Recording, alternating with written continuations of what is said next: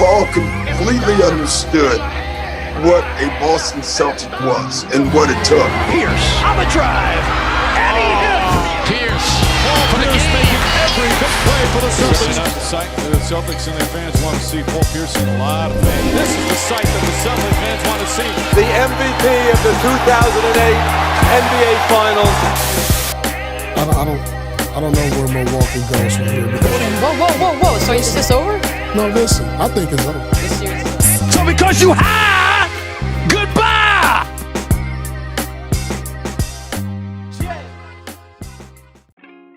Paul Pierce's NBA story has subtly become one of the most controversial topics in the NBA. The man is simultaneously one of the most underrated and overrated players in NBA history, with some of the oddest off-the-court stories that just make you go, what the fuck?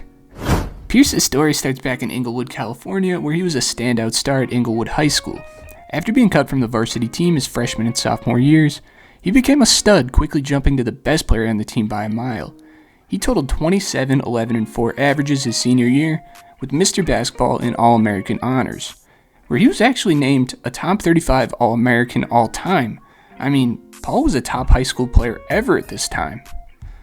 He made a name for himself on the college scene as well as a top scorer in the country and a co-freshman of the year along with Chauncey Billups. Pierce was a lead on all 3 levels, being a very polished and fundamental scorer that created space with a rather simple array of moves. Pierce spent 3 years developing with the Jayhawks before he felt he was ready for the draft and declared in 1998. Pierce was projected all over the lottery. I mean, he could have went 3rd, he could have went 5th, he could have went 8th. There wasn't a lock anywhere, but he for damn sure wasn't assumed to go as low as he did at 10th overall. Pierce went 1 spot behind Dirk Nowitzki to the Boston Celtics, a team that he despised growing up in California. He jumped into their offense right away as an NBA-ready talent. He was as consistent as they came, scoring 19 in 10 of his first 11 games. Pierce averaged 16.5 per game in the first year of his career on killer efficiency, over 40% beyond the arc, and he was one of the best young talents in the league at this point. Pierce's Celtics struggled, finishing 19-31 on the year in the lockout-shortened season, with the only other notable talent being Antoine Walker. They shit the bed again in the following season, with frustration starting to grow. This also led to the infamous Rick Pitino rant on the status of the team. Some of the fans. Larry Bird's not walking through that door, fans. Kevin McHale's not walking through that door, and Robert Parrish is not walking through that door. Larry Bird wasn't going to emerge from the darkness, but another small forward was ready to burst into stardom. Paul Pierce was emerging as a top scorer in the NBA. Totaling near 20 a game, he was on the up and up. That was until the offseason that his life was put into severe jeopardy. Just 1 week before what would be the biggest season of his life to this point, Pierce was attacked at a club in Boston's Theater District. The attack escalated to very dangerous levels, with Pierce being stabbed in the face, neck, and back.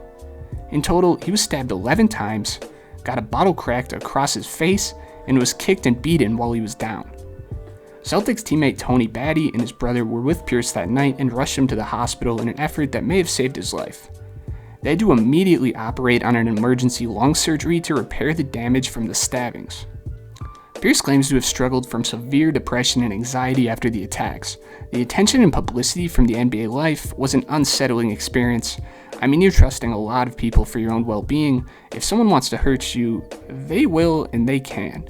Pierce miraculously was out of the hospital rather quick from this incident, with the blade coming very close to his heart, way too close to comfort. He showed his thanks and then some to the hospital that saved his life, pledging $2.5 million a few years later. I know these guys are well off, but that's not a move most guys would make, and that's a very noble decision, no matter what you want to say. Nonetheless, Pierce was ready to rock at the start of the season. Yeah, dudes were different back then. Not only that, but the dude played in all 82 games. I mean, talk about an Iron Man. And he proved this year that he was a star undeniably. He put up an efficient 25 a game while being an all-star snub. But a game in March solidified his spot, more of what we know him as today. Pierce put up a staggering 42 points in a high-intensity game against the Lakers, on a stupid 13 for 19 from the field. His stardom was evident, and Lakers powerhouse Shaquille O'Neal let it be known during the post-game interview. Write this down. Paul Pierce is the mother truth. Pierce was the truth. With one of the coldest names in the game, he climbed the ladder to be an all-star talent year over year from this point out. Not only was Pierce letting it be known that he can score on anyone, anywhere, he could win too. Antoine Walker helped lead a sucktastic Celtics roster to the playoffs with a 49-win season. The birth of playoff Pierce shined a light on the most defining aspect of his game. This dude showed up when it counted. No performance was this more observable than Game 3 of the Eastern Conference Finals, where Pierce turned up for a stupid 19-point fourth quarter. It's just big shot after big shot with this guy.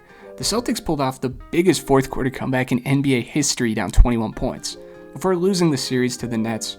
But Pierce's unique play style of crafting his way to big wins with an array of tough jump shots down the stretch brought Boston excitement that they hadn't seen in a while, and he was a Celtic through and through. That being said, he still struggled to bring them success in the years to follow. Consistency was key with Pierce. He could knock down big shots and serve as a leader for your guys, but he also wasn't going to solely win you games. The Celtics lacked the talent around Pierce to make another run. Despite Pierce putting up around 25 a game, the Celtics failed to win a playoff series from the 2003 season all the way to 2007, putting goofy lineups around him filled up with washed-up vets and unproven young guys. Pierce was receiving all-star nods throughout this time, but he also lacked a lot of recognition that most stars would receive. But just look around the league at this time. I mean, he's sharing the wing with guys like LeBron James, Dwayne Wade, Kobe Bryant, Allen Iverson, Carmelo Anthony, Tracy McGrady. A wing that could go get you a bucket was the key to win a ring at this time, and these guys were just truly a tier above Pierce. I mean, a veteran all-star at this point who failed to win outside of one run early in his career invites hate no matter who's on your roster. Pierce's stock price is volatile depending on who you ask at this point. Pierce is no doubt a great in my mind, but the Celtics just failed him, winning just 24 games in 2007. This team was going nowhere fast. That was until they had the NBA offseason that every fan dreams of. Danny Ainge pulled off the heist of the century, landing the Celtics with two future Hall of Famers in Ray Allen and Kevin Garnett. This quickly put the target on their back. They were the worst of first prediction by most of the NBA community. With Kevin Garnett's rim running and all-time defense, Ray Allen serving as the best floor spacer in the league, and an emerging all-time playmaker in the young Rajon Rondo, these guys had an all-time lineup. What surprised me the most at this time was that Pierce remained the leader of this team. I mean, he remained the leading scorer and shifted his focus to become a major two-way threat on elite efficiency. But while being the second or third most talented guy on the roster, no one represented the heart of this team like Paul Pierce did. They ran up an impressive 66-win season and one of the best of the illustrious Celtics history, even with the growing pains of trading into a whole new team. They came out slow, going to 7 in their first two series in the playoff, with an all-time classic against the Cavs in the Eastern Conference semis. Pierce went toe-to-toe with possibly the best player in the world at this time in LeBron James on both sides of the ball. In Pierce fashion, he gave him 41 in Game 7 to send him packing before their eventual arrival at the NBA championship. The old Lakers vs Celtics rivalry puts asses in seats and words in mouths like no other. This was going to be a memorable series no matter what. Game 1 marked the infamous ending in what people call the wheelchair game, with Pierce rolled off the court in clear agony in the second half. With the strength of a possessed man, he miraculously came back to the court, torching Kobe's Lakers for 15 in the third, just minutes after he was rolled off. This showed the heart of Pierce and was a defining moment for his legacy in Boston, before it turned out to be one of the most puzzling scenarios in sports. More on that later. Boston went on to win the series, giving them their first chip in over 20 years, with Pierce averaging 22 for the series and taking home the MVP trophy. Averaging only 19 a game in the playoffs, his impact was somewhat debatable at this time, but he was the heart of Boston. I mean, they love the guy. He's the people's MVP at this point. The Celtics' hope of repeating were crushed by Kevin Garnett injury the next season, but this was honestly where I considered Pierce's impact to be at its peak. He was the best player on this team for the next two seasons, with a return to the limelight the following year. As Pierce continued to create memories with taking down the Miami Heat in spectacular fashion and sending LeBron on his way in the same postseason, he matched up for the rematch of what we all wanted to see with Kobe on his revenge tour. The Celtics blew lead after lead in this series after jumping out 3-2, with a thrilling ride for the fans, but the last of which we would see of Pierce under the NBA's brightest lights. He remained a star in the league, but the clock was ticking for the big three. Danny Ainge was ready to work his magic again, but this time he couldn't spare his golden boy, and finessed the Nets for everything they're worth. The Nets' tragedy marked a fat decline of Pierce's career, dropping down to just 13 points per game. He just couldn't keep up being 36 at this time. He bounced from the Wizards and the Clippers on his way out the door with some memorable moments and big shots along the way, but this truly marked the end for Pierce's run. His respect around the league landed him gigs with ESPN, which found him on The Jump and NBA Countdown, where he proved to be one of the biggest bozos on TV. I mean, I know that sounds harsh, but like, dude, he used every chance to hype himself up, which his own co-workers couldn't take serious and shot down, and unleashed some of the stupidest takes I've ever heard. Riddle me this. Who's the better NBA player? That's easy. I can say that off the bat. That's me. The fans somewhat supported him in a love-hate kind of relationship, with the truth showing more of his goofy personality despite his terrible analysis. He kept it light with viral moments like his explanation of the wheelchair incident. Whoa. I just had to go to a bathroom. He was funny, he wasn't like other anchors on TV, and he enjoyed his status, but maybe a bit too much. The charade came to an end in a blazing shitstorm of glory with one infamous IG livestream on April 2nd, 2021. Pierce showed multiple half-naked women massaging him while he ripped shots and smoked a blunt responding to fans' comments.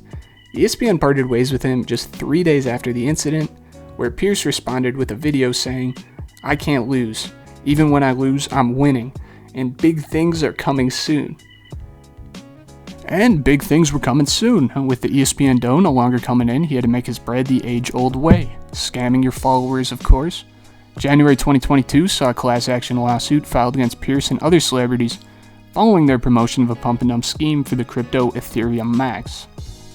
Yeah, his reputation was not what it once was, but what was his reputation in retrospect exactly? Pierce created countless memories in what many considered to be a golden age of basketball, and the Big Three Celtics played some incredibly timeless games. But questions continue to arise about Pierce's role in history. The remembrance of big shots may inflate the stock of him to an extent, and watching him raise the Finals MVP trophy reviving the age-old rivalry was unforgettable. But was he really that guy, or was he just in the right spot at the right time? Was the will to win and the underdog energy driving him to compete in a league filled with juggernauts and to edge his spots in the history books, or did a witty executive just buy him a place in the Hall of Fame? Is he forever the golden boy in Boston with a reputation destroyed by media extremists, or is the guy just kind of a douchebag? All I know is that Paul Pierce has one of the most bizarre legacies in NBA history. Thank you guys for watching. Peace out.